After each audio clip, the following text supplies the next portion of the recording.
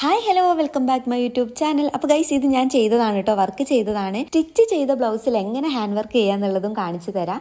ഏറ്റവും സിമ്പിളായിട്ട് എങ്ങനെ വീട്ടിലിരുന്ന എല്ലാവർക്കും എന്താ പറയുക, ഇതിനെക്കുറിച്ച് ഒരറിവും ഇല്ലാത്ത ഒന്നും പഠിക്കാത്ത ഒരാൾക്ക് എങ്ങനെ ഇത് ചെയ്യാന്നുള്ളതും കൂടി കാണിച്ചു തരാം കേട്ടോ. അപ്പം ഞാൻ നെറ്റിൽ ആദ്യമായിട്ടാണ് വർക്ക് ചെയ്യണത്. അതെനിക്കൊരു ടാസ്ക് ആയിരുന്നു, കാരണം ഒരൊറ്റ ദിവസത്തെ ഗ്യാപ്പേ എനിക്ക് കിട്ടിയിട്ടുണ്ടായിരുന്നുള്ളൂ കേട്ടോ, ഒരൊറ്റ ദിവസം മാത്രം. ആ പിറ്റേന്ന് ഷൂട്ട് ഉണ്ടായിരുന്നു. അപ്പം ഇതെന്ന് വെച്ചിട്ടുണ്ടെങ്കിൽ ഞങ്ങൾ നടത്തുന്ന ഷൂട്ടായതുകൊണ്ട് ഒന്ന് കൊളായി കഴിഞ്ഞാലും പ്രശ്നമില്ല, എഡിറ്റിങ്ങിലൂടെ ശരിയാക്കി എടുക്കാന്നുള്ളൊരു ഇതിലാണ് കേട്ടോ നമ്മളിത് ചെയ്തത്. കാരണം അത്രയും നമ്മളെ മിസ്റ്റേക്കാണ്, കുറച്ച് നേരത്തെ എല്ലാം ചെയ്ത് സെറ്റാക്കി വെക്കേണ്ടതായിരുന്നു, അത് ചെയ്തില്ല. എന്തായാലും സ്റ്റിച്ച് ചെയ്ത ബ്ലൗസാണ്. ഞാൻ സ്റ്റിച്ച് ചെയ്ത ബ്ലൗസിൽ അരി വർക്ക് ചെയ്യലുണ്ട്, അതേപോലെ തന്നെ അത്യാവശ്യത്തിന് എല്ലാ വർക്കും ചെയ്യലുണ്ട് കേട്ടോ. വലിയ ബുദ്ധിമുട്ടായിട്ടൊന്നും തോന്നിയിട്ടില്ല. ബുദ്ധിമുട്ടുണ്ട്, അത് കുറച്ച് ദിവസത്തെ ഗ്യാപ്പേ നമുക്കുള്ളൂ എങ്കിൽ അതൊരു ബുദ്ധിമുട്ടാണ്.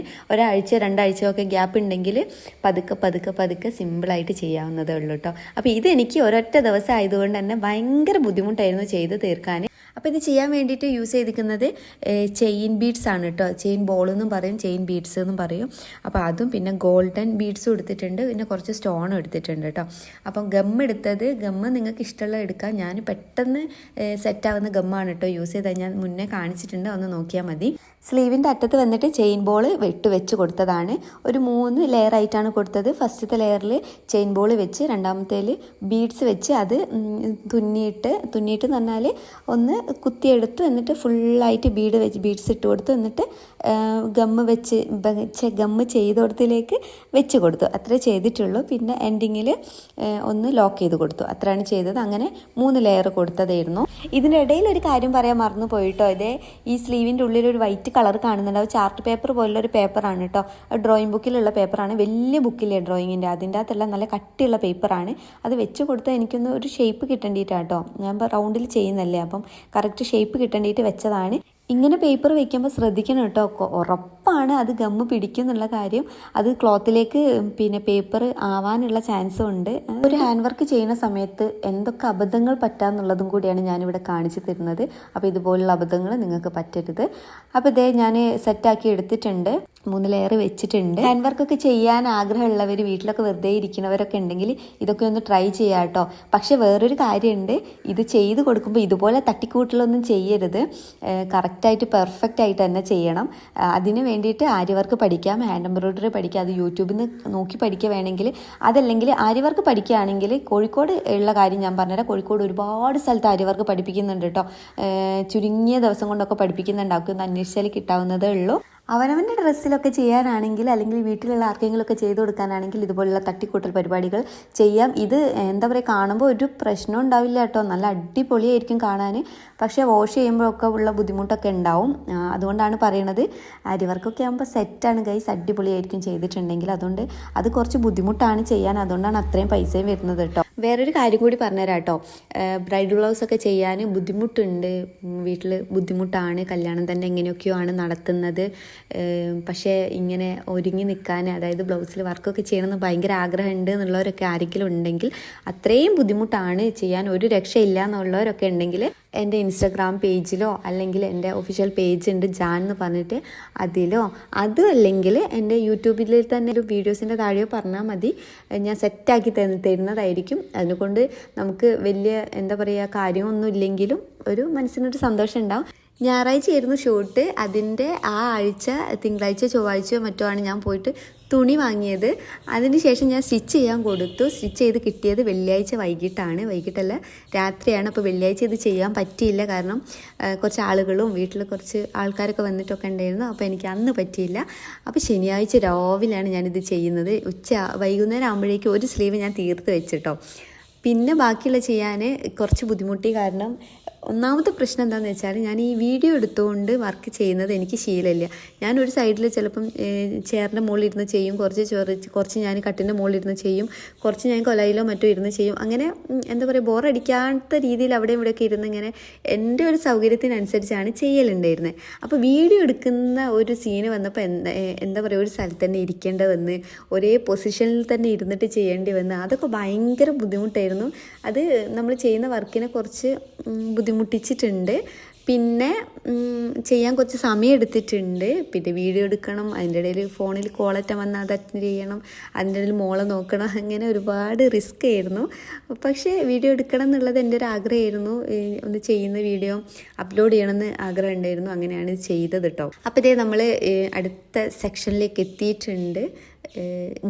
ഗമ്മ് ചെയ്തിട്ട് സ്റ്റോൺ അതിലേക്ക് വെച്ചതാണ്. സ്റ്റോണൊക്കെ ഇതൊക്കെ എൻ്റെ കയ്യിൽ ഓൾറെഡി ഉള്ള സ്റ്റോണാണ് കേട്ടോ. എല്ലാ സാധനങ്ങളും ഓൾറെഡി ഉള്ളതാണ്. അപ്പം ഇങ്ങനെയുള്ള ഷൂട്ടോ കാര്യങ്ങളൊക്കെ ചെയ്യാനൊക്കെ ഉദ്ദേശിക്കുന്ന സമയത്ത് കയ്യിലുള്ള സാധനങ്ങൾ വെച്ചിട്ട് അതിനനുസരിച്ചാണ് ഡിസൈന് സെലക്ട് ചെയ്യുക കേട്ടോ. ഡിസൈൻ അധികം സെലക്ട് ചെയ്യുന്നത് പിൻട്രസ്റ്റ് നിന്നാണ്. പിൻട്രസ്റ്റ് നിന്ന് ഏതെങ്കിലുമൊക്കെ ഡിസൈൻ നോക്കും, എന്നിട്ട് അതേപോലെ ചെയ്യലൊന്നുമില്ല. നമ്മളെ കയ്യിൽ അതുമായിട്ട് ബന്ധപ്പെട്ട് ചെയ്യാൻ പറ്റിയ എന്തൊക്കെ സാധനങ്ങൾ നമ്മളെ കയ്യിലുണ്ടെന്ന് നോക്കും, എന്നിട്ട് അതിനനുസരിച്ച് അങ്ങോട്ട് ചെയ്യും, അത്രേ ഉള്ളൂ. ചിലപ്പം ചെയ്തുകൊണ്ട് നിൽക്കുമ്പോൾ എന്തെങ്കിലുമൊക്കെ തോന്നും, അപ്പോൾ അത് ചെയ്യും. അങ്ങനെയൊക്കെയാണ് ചെയ്യൽ. അപ്പോൾ ദേ ഇങ്ങനെ 3 ലെയറായിട്ട് തന്നെ സ്റ്റോണും വെച്ച് കൊടുത്തു. അതിൻ്റെ നടുവ് കൂടി ഇങ്ങനെ ചെയിനും വെച്ച് കൊടുത്തിട്ടുണ്ട്. വർക്കിൻ്റെ പ്രത്യേകത എന്താണെന്ന് വെച്ചാൽ അങ്ങനെ തുന്നുന്ന ഒരു പരിപാടിയില്ല, ഫുള്ള് ഗമ്മിലാണ്. അതുകൊണ്ടാണ് കേട്ടോ പെട്ടെന്ന് വർക്ക് തീർന്നതും.